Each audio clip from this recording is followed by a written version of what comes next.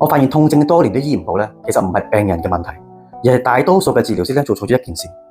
按照治療嘅第一性原理，所有嘅痛症咧都係一個初始嘅成因，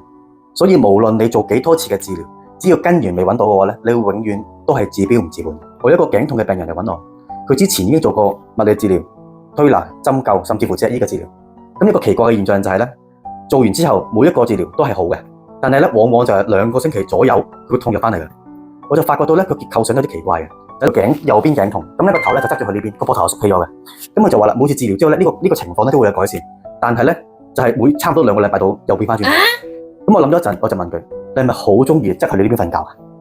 咁佢話係。原來個問題咧就係佢因為瞓覺咧個枕頭唔夠高，佢經常咁樣紮住嘅時候咧，咁呢度咁個頸咪痛翻咯。